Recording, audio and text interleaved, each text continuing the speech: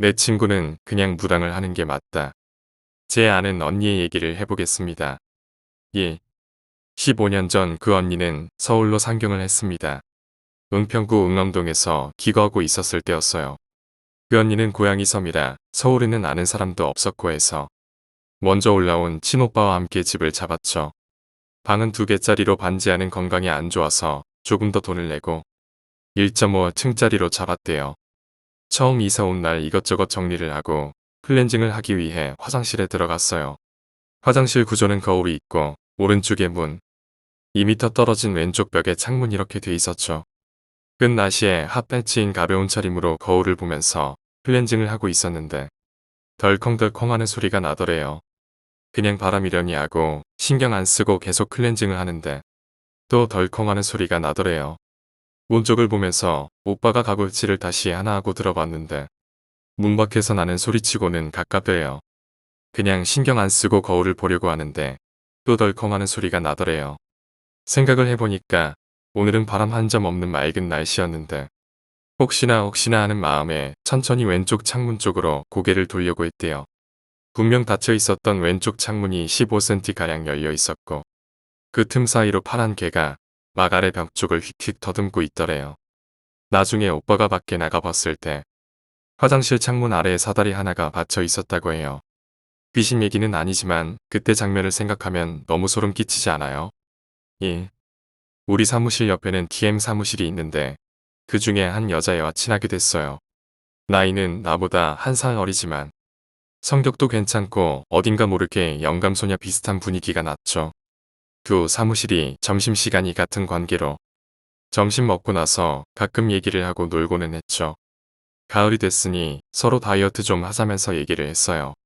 그러면서 그 애가 뭔가를 얘기해줬어요. 자기네 동네에서 있었던 얘기래요. 걔네 동네는 거의 주택으로 빼곡히 이루어진 동네인데 놀이터라고는 동 하나에 하나 정도밖에 찾을 수가 없대요. 아파트 단지와 다르게 주택가는 공터를 내기가 힘들어서 그런가 봐요.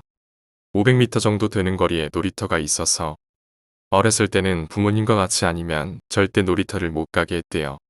당시에는 유괴 사건도 많고 했으니까요. 애들끼리 얘기지만 놀이터에서 놀다가 어떤 애가 미끄럼틀에서 미끄러져 머리를 거꾸로 박아 죽었다느니 그네를 타다가 그네가 뒤집혀 역시 머리를 거꾸로 박아 죽었다느니 그런 얘기들이 많았대요.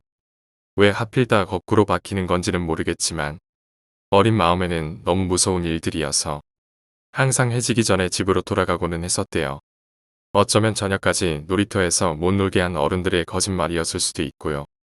그 애가 고등학교 2학년 때 실업계 고등학교를 다닌 관계로 야자 같은 건 안 했죠.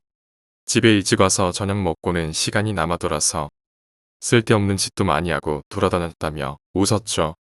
실업계에 다니면 내년에 실습을 나가게 되는데 원래 비서가 하고 싶었던 그 애는 일찍부터 외모 관리에 신경을 썼죠.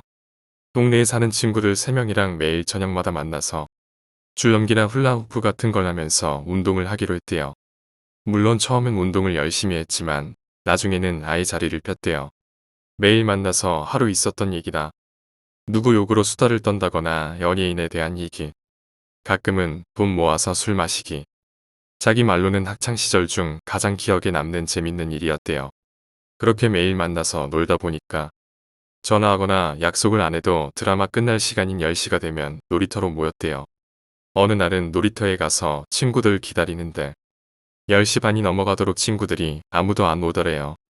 아무리 가로등이 켜져 있어도 무섭더래요. 항상 친구들과 같이 있을 때는 몰랐는데 괜히 어렸을 때 들은 얘기들이 막 떠오르는 거죠. 혹시 늦게라도 올지 모른다는 생각에 기다리는데 심심하고 해서 허리에 메고 온 줄넘기를 했대요. 사실 얘는 운동엔 아주 소질이 없어서 줄넘기도 연속 10번을 못할 정도죠. 그런데 그날은 그냥 왠지 줄넘기가 잘 되더래요. 기분이 좋아서 땀이 나는데도 또 하고 또 하다 보니까 자꾸 느는 느낌이 나더래요. 자기가 이렇게 잘한다는 걸 다른 사람에게 보여주고 싶을 정도로 신이 났대요. 그래서 친구들이 안 온 것도 신경 안 쓰일 정도로 기분이 좋아져서 집으로 돌아갔죠. 그리고 다음날 학교 가는 길에 친구들을 만났죠. 4명은 원래 어렸을 때부터 사이가 좋아서 학교도 같이 다녔다고 해요. 친구들이 보자마자 서로에게 어제 못 나가서 미안해. 하면서 사과를 하는 거예요. 미안해. 전화하려고 했는데 시간이 없었어. 너도 안 나왔어. 나도 안 나왔었는데. 미안. 자기 혼자 나왔다고 친구들한테 거드름을 피우고 있는데 옆에 다른 한 친구가 의아해하면서 묻더래요. 야, 너네 둘 다 안 나왔었어? 그럼 너는 어제 누구랑 있던 거야? 그러래요. 나 혼자 줄 넘기했는데. 뭐? 나 어제 집에 들렀다가 엄마 가게 가서 일 도와주고 오는 길에 혹시나 해서 놀이터 길로 돌아왔거든. 그런데 너랑 누구랑 둘이 있더라고. 그냥 피곤하고 그래서 인사 안 하고 집으로 왔지. 혹시 다른 사람으로 잘못 본 거 아니냐고 계속 물었는데 친구는 너 본 거 맞다고 그러더래요. 그러면서 인상착의까지 똑바로 설명을 하더래요. 그리고 옆에 있는 애는 덩치가 좀 작은 애였는데 줄넘기하는 거를 앞에서 턱을 괴고 쭈그려 앉아서 보고 있더래요. 거짓말하지 말라고 처음엔 화를 냈는데 도저히 거짓말한 표정이 아니더래요. 그러면서 하는 말이 아, 그러고 보니까 그 애 술을 세고 있었던 것 같아. 3. 이번에는 영감소녀의 이야기로 다시 돌아가겠습니다. 내 방은 대문을 열고 들어와 1층 구석에 있어요. 원래 부모님께서 월세 주던 방이었는데 나의 강력한 요청에 의해 그 방을 제가 쓰게 됐죠. 그래서 제 방은 부모님이 계신 집과 문을 따로 열고 들어가야 합니다. 원래는 부모님 계신 거실과 연결된 방문이 있었는데 월세를 주기 위해 문을 벽지로 바르고 반대편에 밖으로 통하는 문을 만든 거죠.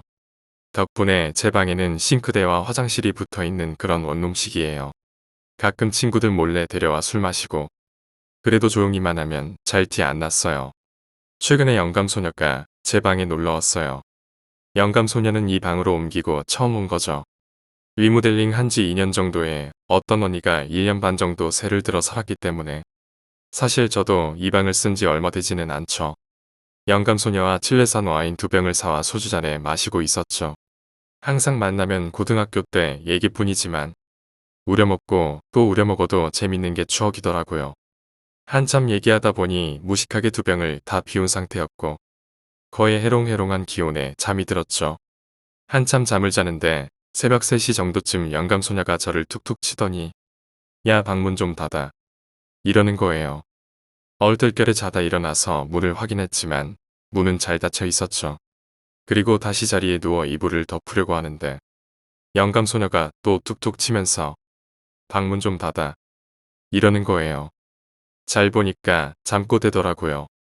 눈 감은 상태에 힘 빠진 목소리가 딱이더라고요. 그래서 그냥 누웠죠. 막 잠이 들려고 하는데 영감소녀가 아이씨하면서 부스스 일어나더라고요.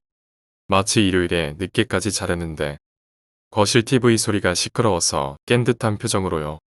그러면서 거의 눈 감은 채로 일어나더니 문 반대편인 벽 쪽으로 가는 거예요. 벽을 보고 서서 자꾸 공중에 손짓을 하더라고요. 뭐 하나 계속 쳐다봤는데 손짓이 마치 뭘 잡으려고 하는 듯 했어요. 잡으렸는데 계속 안 잡힌다는 듯이 야, 너 뭐하냐? 내 목소리를 듣더니 영감소녀가 천천히 뒤를 돌아봐요. 나를 한번 보더니 내 뒤쪽에 있는 물을 쳐다보더라고요. 그러더니 이상하다는 표정으로 다시 내 옆에 와서 누웠어요. 영감소녀와 오랜 시간 친구를 해왔지만 웅유병이 있다는 건 처음 알았죠. 다음날 거의 점심때쯤 일어났어요. 영감소녀는 거의 못 잤다는 듯한 표정이었어요. 내가 영감소녀한테 너 몽유병 있더라. 아주 가지가지한다. 라고 했더니 영감소녀가 무슨 소리냐고 버럭 성질을 내더라고요. 그래서 어제 있었던 일들을 얘기해줬어요. 그런데 영감소녀는 몽유병이 아니라는 거예요. 그래서 그게 몽유병이지 뭐냐고 막 비웃었는데 자기는 그게 몽유병이 아니고 꿈도 아니고 진짜라는 거예요. 자는데 자꾸 가족들이 왔다 갔다 하고 쿵쿵거리고 해서 그냥 방문 좀 닫으라고 했던 거래요. 그런데 말을 하다가 영감소녀가 갑자기 말을 멈추는 거예요. 자기는 그냥 시끄러워서 문 닫으려고 했다고 얘기를 하다 보니까 뭔가 이상한 거죠. 그쪽에는 문도 없거니와 내 방문은 마당으로 통해 있거든요. 나는 당연히 애가 잠꼬대 아직까지 하나보다 생각했지만 표정이 변하는 걸 보니까 뭔가가 이상하더라고요. 그런데 영감소녀는 분명히 엄마가 화장실 가시는 걸 봤대요.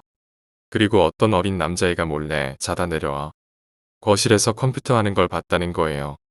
생각해보니까 그쪽은 방문이 있던 쪽이 맞아요. 그리고 영감소녀가 말하는 방향이 컴퓨터가 딱 보이는 방향이기도 하고요. 안방에서 화장실을 가려면 그 막힌 방문 앞을 지나야 하는 것도 맞고요. 그리고 엄마의 잠옷 차림새까지 봤다고 하더라고요. 남색 실켓 파자마에 검은 끈 민소매.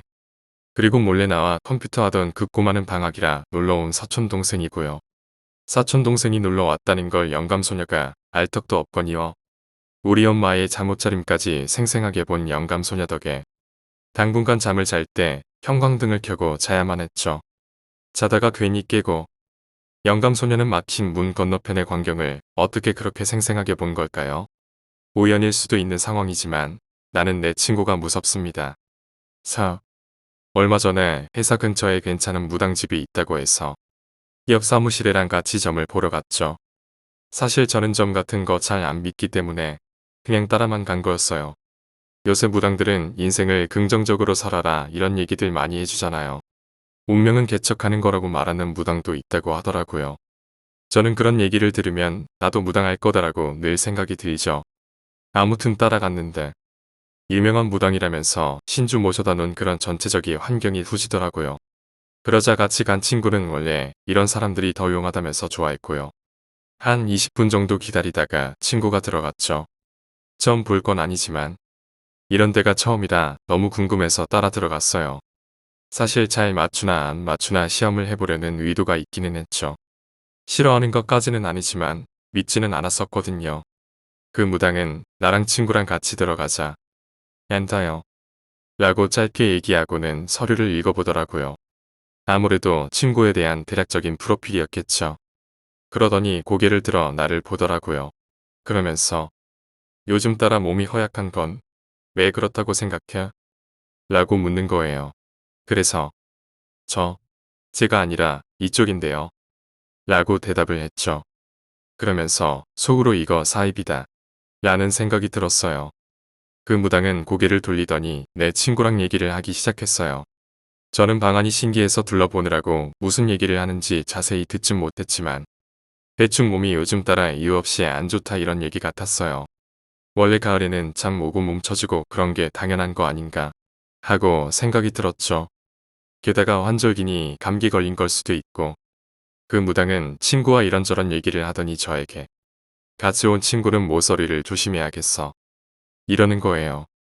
사실 제가 약간 반발심이 생기면 개기는 성격이거든요. 그래서 대답했죠. 모서리는 누구나 조심해야 되는 거 아니에요.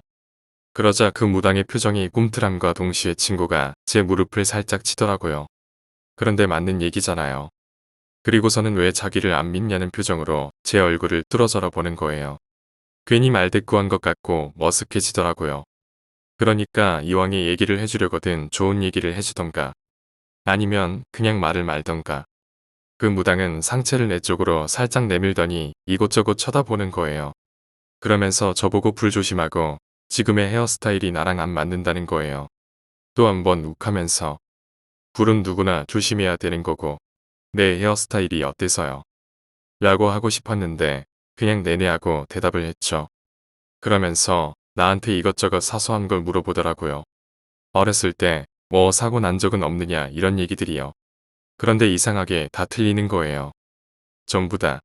일부러 틀리기도 힘든데 어렸을 때 무릎을 심하게 다친 적이 있어. 이러는 거예요. 어렸을 때는 누구나가 넘어져서 무릎이 까지기도 하고 저는 지금까지 살면서 심하게 다쳐본 적이 없거든요. 그래서 안열하면서 어이없다는 표정으로 쳐다봤죠. 그러자 그 무당이 약간 이상하다면서 이상해. 사주가 바뀐 것 같아. 라면서 중얼거리더라고요. 정말 사입이었죠. 다 틀리니까 민망해서 저런다 싶어서 그냥 다음에 다시 온다고 하고 나갔죠. 친구는 돈은 자기가 내고 내가 더 오래 대화한다면서 투덜거렸어요. 저는 친구 보고 저 무당 정말 돌팔이니까 다신 가지 말라고 충고를 했죠. 그리고 집에 와서 거울을 보는데 헤어스타일에 대한 얘기가 마음에 걸리더라고요. 특이한 머리 모양도 아니고 대체 왜 그런 말을 했는지 괜히 꺼림직해서 헤어스타일을 바꿀까 하다가 자꾸 신경 쓰는 게 웃겨서 그냥 한 귀로 흘려버렸죠. 아침에 회사를 가려고 서두르는데 날씨가 많이 쌀쌀해진 것 같아서 얇은 스타킹을 신고 신발장에서 힐을 신다가 중심을 잃고 신발장 쪽으로 기울어졌죠. 잠깐 따끔해서 보니까 신발장 모서리 부분에 넘어지면서 무릎 부분은 7cm가량을 길게 긁힌 거예요. 이상한 게 스타킹은 올도 안 나가고 멀쩡한데 다리에서 스멀스멀 피가 배어 나오는 거예요. 다시 들어와서 상처를 소독하고 바지로 갈아입고 회사를 갔어요. 점심시간에 점심을 먹고 어제 그 친구와 옥상에 올라가서 수다를 떨었죠. 그 친구 말이 그 점쟁이가 하라는 대로 하니까 몸도 안 아프고 그렇다는 거예요. 우리 회사 건물의 유일한 흡연 장소는 옥상이죠. 그 친구가 먼저 담배에 불을 붙이고 그 라이터로 나도 붙여줬는데 멀쩡하던 라이터가 갑자기 불이 3개 나오면서 앞머리에 불이 붙은 거예요. 깜짝 놀라서 손바닥으로 툭툭 쳐 불을 껐어요. 앞머리가 조금 그을리긴 했지만 웃긴 정도는 아니었어요. 그런데 앞머리가 탈 때 손바닥으로 툭툭 쳐서 그런지 이마에 조그맣게 물집이 잡혔어요. 아직도 터지지 않은 채로 남아있죠. 우연일 수도 있겠지만 기분이 찝찝하네요. 모서리를 조심해라. 무릎을 심하게 다친 적이 없느냐. 이마에 흉터가 있지 않느냐. 불을 조심해라. 헤어스타일을 바꿔라. 물론 심각할 만큼 큰 일들은 아니었지만 어제 한 얘기 그대로 일어나니 영 그런데 자꾸 사주가 바뀌어서라는 말이 신경 쓰이네요. 오늘 있던 일들은 다 돌팔이 무당의 우연이길 바라고 있습니다. 9월에는 거의 내내 비가 왔었잖아요. 저는 개인적으로 비 오는 날을 별로 안 좋아합니다. 밖에 나갈 일이 없을 때 비가 오면 별 상관없지만 출근하는 날이나 약속 있는 날 비가 오면 기분이 찝찝하고 별로 좋지 않죠. 지금도 남자친구나 친구들이 애 같다고 하지만 저는 천둥 번개를 굉장히 무서워합니다. 어릴 적에 트라우마가 남은 것도 있지만 쾅쾅거리는 소리를 들으면 괜히 심장이 두근두근합니다. 마치 보름달을 본 늑대인간 같다고 설명을 해야 되나. 천둥 번개가 심하게 치는 날엔 괜히 울렁거려서 심지어는 오바이트를 하기도 합니다. 제가 7살 때는 할머니 할아버지가 계신 충남에 살았었습니다. 아마 공주서대보고 근처에서 살았던 걸로 기억합니다. 학교 옆으로 자취방 골목이 있는데 지금은 공주도 발전해 많이 변했겠지만 그 당시에는 엄청 높은 언덕 주변으로 다닥다닥 집들이 붙어 있었죠. 제가 7살이었던 18년 전 여름에 정말 엄청난 비가 왔었습니다. 수해도 많았고 실제로 시골에서는 수십 채의 집들이 산사태에 묻혔다는 뉴스가 기억납니다. 제가 살던 집은 지형이 다른 곳에 비해 약간 높은 지형이었는데도 불구하고 무릎 위 정도까지 물이 찼었죠. 지금 내 키로 따지면 무릎도 안 되는 정도였겠지만 그때 당시만 해도 포니가 택시의 줄을 이룰 때였던 것으로 기억납니다. 그 지난 연두색의 포니 택시. 그리고 우산은 벼락 맞기 딱 좋은 뾰족한 철침으로 된 우산이었죠. 저희 엄마는 우산이 위험하다고 생각했는지 비 오는 날이면 항상 우비를 챙겨줬었죠. 초등학교 3학년 때까지 우비를 쓰고 다녔습니다. 그때는 2단 우산이 굉장히 귀했었죠. 사실 있었나 없었나도 잘 기억이 안 납니다.